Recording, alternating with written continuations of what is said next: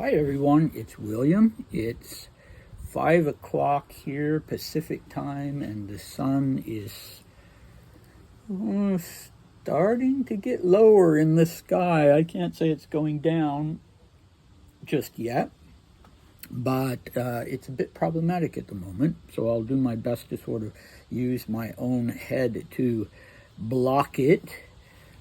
And you are watching the series called the Romanov Dynasty of Russia. And today we enter the dawn of Russia's imperial age. And this is a period between 1682 and 1726, and really fascinating. So last time we talked about the last Tsar of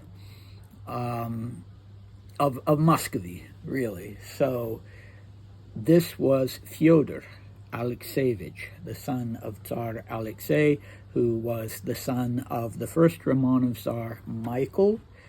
And Alexei was a man who was very interested in modernization and a hands-on kind of fellow who would go out with Russian troops and that sort of thing. His son Fyodor, although he himself was looking to the future, and in fact had even there are even paintings of him without a beard, so that was very untraditional, and yet he was a sickly man and a bookish man, and he fit really pretty well into the original Romanov mythos of the pious and meek Tsar who was point of divinity on earth, you could say, and stood at the head of a state that was basically an emanation of himself and was organized around himself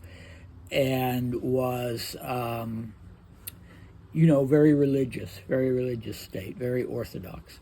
So although there was a great schism during Alexei's reign between old believers and the official Orthodox Church because of one of Alexei's reforms to bring practice in the Russian Orthodox Church into line with practice in the Greek Orthodox Church, a very important step. But maybe it was handled clumsily, maybe it never would have been easy. At any rate, it didn't work well. And I am digressing. So today, so Fyodor died without having children, and there was no succession law. And so what to do? He was getting progressively weaker, Fyodor, that is, and the writing was on the wall that he was not going to last much longer, and yet he neither came up with a succession law and enacted that, nor did he name a successor. And there were two possibilities. There were these two boys. Neither one of them was an adult. One was 16 and pretty severely disabled, and the other one was a robust 9-year-old. So what to do? The last thing anybody in Muscovy or in Russia wanted was another time of troubles, which is what had occurred when Ivan the Terrible, Ivan the Fourth, had died and plunged Russia into this 30-year time of trouble when there were several claimants to the throne, and there were incursions from foreign powers, and everything was just unsettled for 3 decades, and nobody wanted that. And then Michael had been chosen by a Zemsky Sabor, a conference of across the land, sending representatives of various social castes in Russia, and he had literally been elected. So what is going to happen this time? Well, you have, this time, instead of a Zemsky Sabor, you have a group of Russian nobles, a sort of council of Russian nobles. The nobles at that time were called boyars, and so the ball was in their court. They were the ones who, had to decide what to do in the absence of anyone else. Although it could very well have ended with bloodshed. It could very well have ended with one of the boys killed. And it's a miracle, really, that it didn't. So the issue wasn't who had seniority. Of the two brothers, Ivan, who would become Ivan the Fifth, was 16, and Peter was only 9. But the problem being that because of his multiple disabilities, Ivan was not going to be a hands-on ruler. He was blind, and he had some kind of cognitive disabilities. We don't know what. An observer at court at one point said that he was blind and feeble-minded and paralytic. And I don't know about the paralytic part. Maybe that came later. But for the time being, he certainly was not paralyzed. He could walk. But, he was blind, and however you want to interpret feeble-minded, a cruel term, but some kind of cognitive disability. So if they wanted a ruler who would rule, it couldn't be Ivan. And so that there was no succession law anyway, but that sort of called into question whether the tradition of primogeniture of a man being succeeded by his eldest son should be adhered to in this case.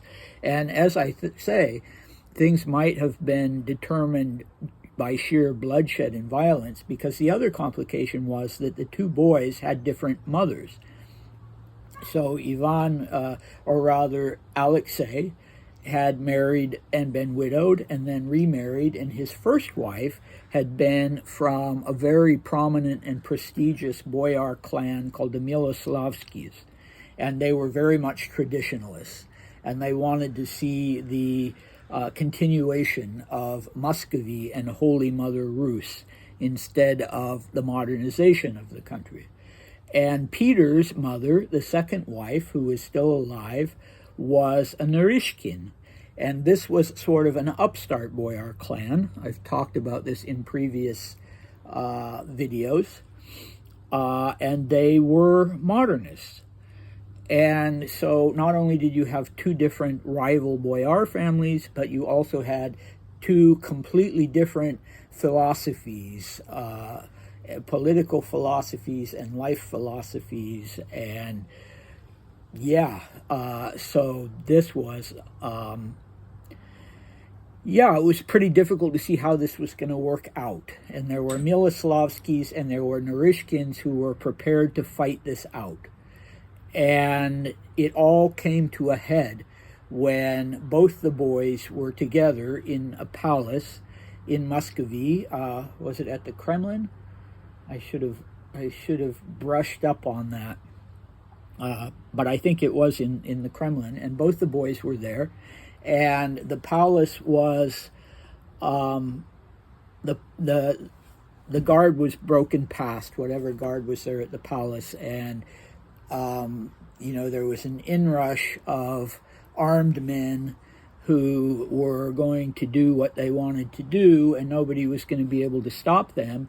And so Peter's mother was hiding with the two boys in the palace. But if I recall correctly, then they were discovered, and there was no point in trying to hide anymore. And there was a riot going on outside of the palace. There was an armed uprising just outside in the courtyard of the palace, and the people who were involved in this were a caste within Russian society called the Streltsy. So this comes from the word in Russia to shoot. The Streltsy were sort of semi-professional military body, one of the few in Russia that mainly had militia forces, and they were musketmen. And they also did farming. So they were kind of like peasant musketmen, and they were always available. They were guards, but they also did farming, so they were sort of in between. And they were very much on the side of tradition and the side of the Miloslavskis, and they wanted Ivan, to be the next Tsar. And if it didn't happen in in a natural way where he's the eldest, so he's immediately declared Tsar, then they're going to make sure it happens in their own way. So they were within the palace walls, they were outside in the courtyard, they were fully armed, not only with muskets, but with cold weapons as well, with blades and I believe spears. And they were demanding that, so somebody, probably Miloslavsky, had gotten them all agitated and worked up by spreading a rumor that Ivan had been killed or was about to be killed, and that by the Narishkins, and that Peter would then be declared the Tsar. And so they were incensed over this, and they were just ready to kill everybody in their path. But since the Tsaritsa and the two boys had been discovered in their hiding place, the only choice they had was to confront this. So the Tsaritsa and her brother, who was a Narishkin, took the two boys out on a balcony overlooking this courtyard, and they wanted to show the Streltsy that Ivan was alive and well, that nothing had happened to him, that he was there even with the Narishkins, and they were not going to do anything to him. But at this point, bloodshed was unavoidable. So they were demanding that somebody's head had to roll. And so the only way to quell this riot was to give them the Tsaritsa's brother. Again, I should have brushed up on this because I don't remember his name. And so somebody actually threw him off the balcony, and he landed on these pikes, and he was basically torn to pieces by the Streltsy, and that's horrific enough. But really, it was the first time the first of many occasions in Russian history and in the history of the Romanov dynasty when a child who was a member of the dynasty and often an heir to the throne, would witness something that was terribly, terribly traumatic. Because remember, Peter was there and he was 9 years old. And unlike his older brother, he was not blind. So, he was standing there and he witnessed this, and it happened suddenly, and it was his uncle. And, it's impossible to say what kind of impact that had on him. And I'm sure it was a trauma to Ivan as well. Even though he was blind or, had very little vision, still, he would have heard the noise and the screaming, and he would have known that his own life was in danger leading up to this. So that's something when we go through the entire history of the dynasty to keep in mind, because I think it's been far too neglected by historians, the fact that so many of the Romanovs underwent these kind of traumas right up until Nicholas II himself, who was forced to go and say goodbye to his grandfather, the Tsar Alexander II, minutes after Alexander II had been hit by a terrorist bomb, and one of his legs was hanging by a thread, and he'd also been, his abdomen had been ripped open. And Nicholas, who was 12 at the time, if you can imagine, was brought by his parents to say goodbye to his grandfather, who was there bleeding out. And so, it's hard to imagine that these sorts of things didn't have a big impact. And then, as a young adult, the son of Paul I would be involved, complicit in the killing of his father, and would never recover from the guilt of that, even though he himself didn't witness it. He hadn't meant for his father to be killed. He'd wanted his father to be deposed, but that's something that we'll get into much later. For the time being, I'm just suggesting that, as you learn more about the Romanov dynasty, or if you're already a historian writing about the Romanov dynasty, to please keep this in mind. And this was, and actually the first Romanov to come to the throne was terrorized by this group of this armed delegation that turned up at the monastery where he had been also hiding. like Ivan and Peter would be a couple generations later, and he'd expected that they were coming to kill him. He was 16 years old at the time, and as it turned out, they weren't coming to kill him. They were coming to bestow the crown upon him. But, this was, you could call it a topos or a motif or simply a pattern within the 300 years of the Romanov dynasty. And those of you who are following my videos on Grand Duke Dmitry Pavlovich, who was at one time a sort of contender for the throne when he was in exile, that he too experienced one of these events where he witnessed the aftermath, the immediate aftermath of his uncle, Grand Duke Sergei, who was raising him, being blown to bits in a terrorist bomb and having the parts of his body then gathered up and brought into a palace chapel where Dmitry and his sister were brought and could see this sort of dripping stretcher with the remains of their uncle's body on it underneath a soldier's greatcoat. So, yeah, very, very much something worth considering. So that having passed and things having calmed down and the Streltsy having been, the ringleaders having been, arrested, and the Boyar Council had a chance to make this decision. So what was their decision? Well, this is certainly an anomaly in Russian history and in the history of the dynasty, because they decided not to choose. They decided that both boys should be crowned co-rulers of Russia. And that indeed was exactly what happened. And their sister, their older sister, she was a Miloslavsky, so she was Peter's half-sister and Ivan's full sister. She was named the regent, rather than Peter's mother, the Tsaritsa. Maybe because of this rivalry between the Miloslavskys and the Narishkins, it was decided that it was better not to have the Tsaritsa be the regent for both boys, but to have the boy's older sister, who was a young adult. So Sophia became the regent, and this is beyond an anomaly. I mean, I love this image within Russian history of this being the one and only time within the history of monarchy in Russia, not just the Romanov dynasty, when you had the physical embodiment of both sides of the Russian soul or consciousness, you could say.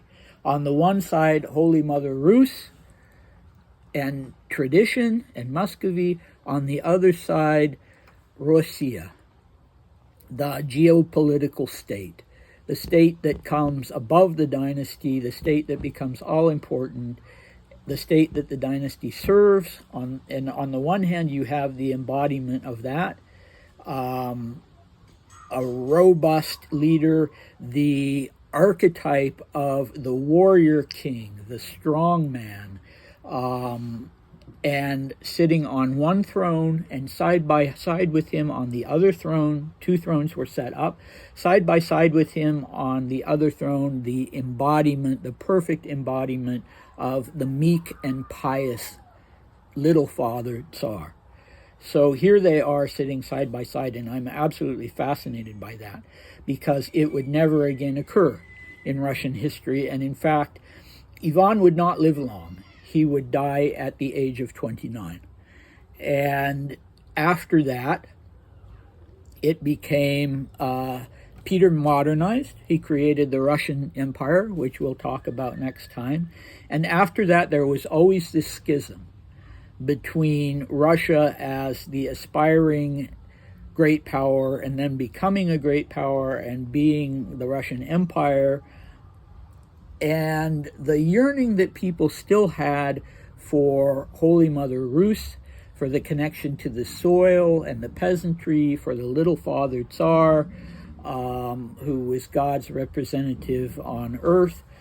And it would be like a fault line beneath all of Russian history and Russian culture from this point on, and perhaps it still is to this day.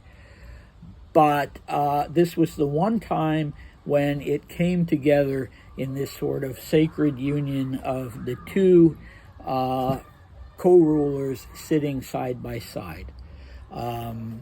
So a beautiful scene, in my opinion, even though it had come to birth through this horrific bloodshed. Okay, so Ivan would never be a rival to Peter the Great, for obvious reasons, although Peter and the Narishkins still could have viewed him that way. But Peter loved his older brother and valued his older brother. And it was also, rather fortuitously in some ways, the case that even though Ivan was capable of fathering children and did indeed father 5 children, they were all girls. And so Peter did have a son who made it to adulthood. And, you know, because of the fact that Ivan had only daughters, there was, it was less complicated than it would have been, because if Ivan had had a son and Peter had had a son, who then would be the legitimate successor? As before, there was no law, and since they were both co-equal rulers, that would have been, you know, another complication that people did not need at that time. Now, at that point, one of Ivan's daughters could, in fact, have succeeded. There was nothing to stop a woman from succeeding to the throne except for tradition. But tradition was weighty enough that Sophia did not become the heir to the throne. And Sophia was the one who became Peter's great rival. So she actually was given the title of sovereign. She was not given the title of Tsar, but she was a Gasudarinya. She was sovereign. She was a sovereign. And she liked that role, and she wanted to keep that role. And when Peter got to be about 16, 17 years old, there was real tension between them, and they each had their own camp of supporters, and we'll get into that next time. But for the time being, that was the status quo. Peter was only 9 years old. His sister was a very intelligent woman. She was an educated woman because her father had had her educated, breaking with tradition in that respect. She was ambitious. She liked being the ruler. She liked being in charge. And she was highly capable. But she was not going to be a reformer. She may not have been meek or pious, but that was the school of thought that she belonged to. She wanted the traditional institutions to remain, and she wanted Russia to remain Holy Mother Rus, even though that wasn't going to be a state that women were going to have a public role in. Whereas, as we'll see, when Peter became Tsar, he did want women to be included in, he did want them to be out in public and in the public view, whereas the tradition in Holy Mother Rus in Muscovy was to keep women not in a harem. I mean, you know, the rulers and men only had one wife, but to keep them strictly behind the scenes, so that they weren't ordinarily making an appearance in public, and certainly didn't have a political role. So these were, you know, very anomalous thing. First, you have co-rulers for the first time, and secondly, you have a woman in charge for the first time, and then there's sort of this beautiful moment of perfect unity between those two threads of the sort of Russian consciousness. All right, so thank you very much for watching. Come back next week, and we will talk about Peter's reign and his modernization or attempts at modernization of Russia. All right, bye.